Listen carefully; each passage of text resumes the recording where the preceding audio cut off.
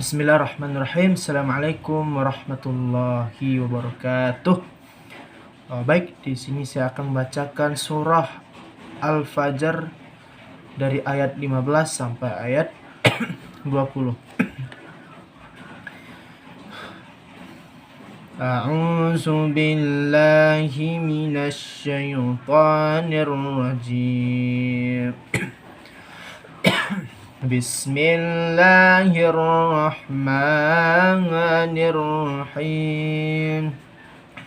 فأما الإنسان إذا ما ابتلاه ربه فأكرمه ونعمه فيقول ربي أكرمن وأما إذا ما ابتلاه فقدر عليه رزقه فيقول ربي أهانن كلا بل لا تكرمون اليتيم ولا تحاضون على طعام المسكين وتأكلون التراث أكلا لما وتحبون المال حبا جما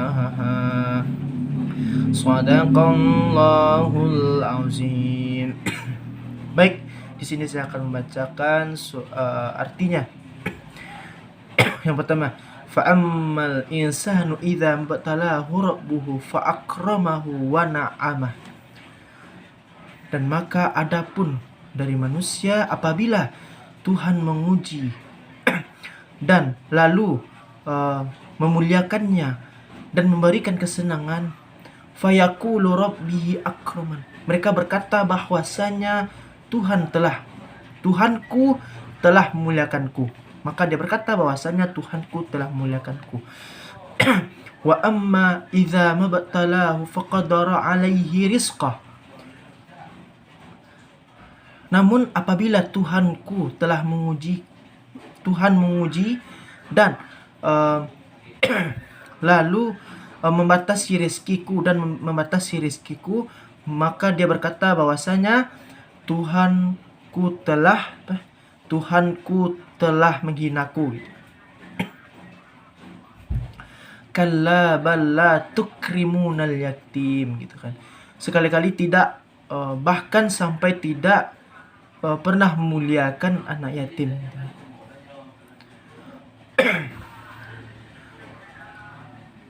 Wala tahaduna ala ta'amil miskin. Dan tidak saling untuk menganjurkan untuk memberikan atau saling mengingatkan untuk memberikan makan orang miskin, gitu kan. Wa ta'kuluna turatsa aklan lamma. Dan mereka dan kalian memakan warisan dari campur baur yang tidak tahu mana itu halal dan haram, lama yaitu yang loba di sini maksudnya yaitu yang berlebih-lebihan, gitu. Wa tuhibbunal mala hubban jamma. Dan mereka mencintai harta mereka dengan kecintaan yang berlebih-lebihan, gitu kan. Shadaqallahul azim.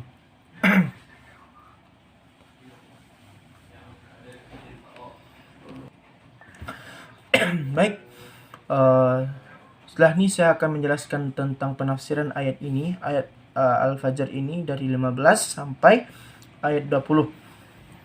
Bahwasanya dalam kandungan ayat ini menjelaskan tentang Allah senantiasa menguji manusia dan seringkali tidak lolos atau gagal, gitu.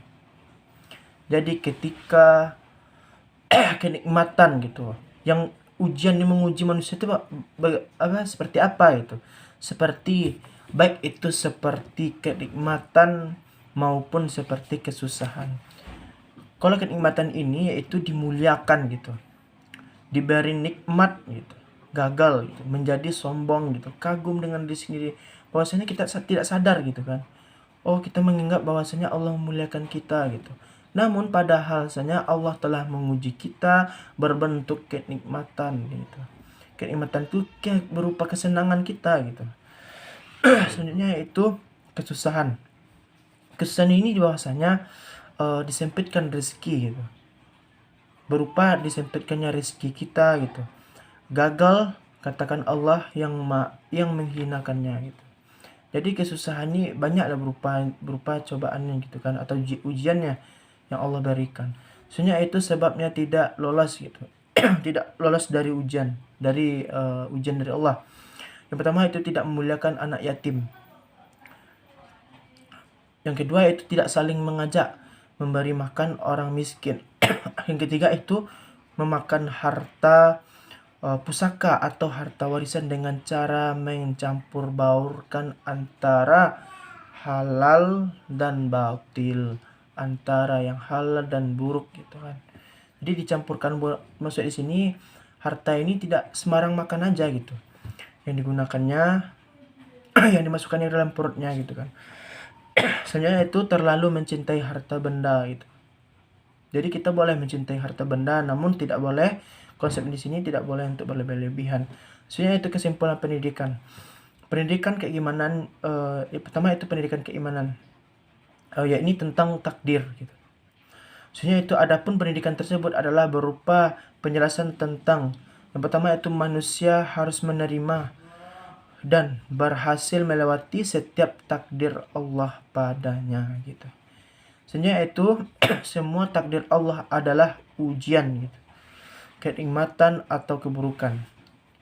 Selanjutnya sebab manusia gagal melewati ujian adalah sikap rakus tamak terhadap duniawi. Jadi inilah yang banyak terjadi pada kita pada saat ini, yaitu gagal melewati ujian gitu pada harta, atau ujian pada harta yang kita miliki gitu.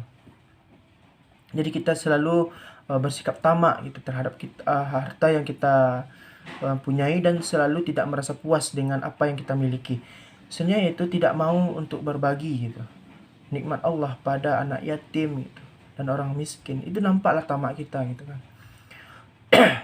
Malah mereka tuh lebih membutuhkan gitu. Kalau misalnya ada harta kita yang berlebih, maka kita berikanlah berupa berupa harta atau berupa makanan lainnya kepada anak yatim dan orang miskin gitu kan.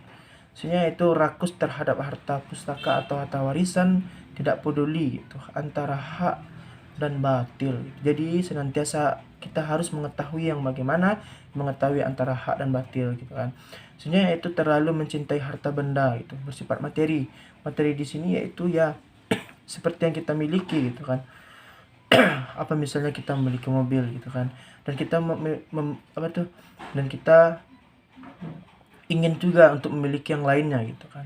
Bahwasanya kata Allah dalam firman-Nya dalam Al-Qur'an, wa la in syakartum la azidannakum wa in kafartum inna adzabi lasyadid. Mungkin sekianlah yang bisa saya sampaikan. Atrubul afa minkum katsiran wa akhiru kalam. Assalamualaikum warahmatullahi wabarakatuh.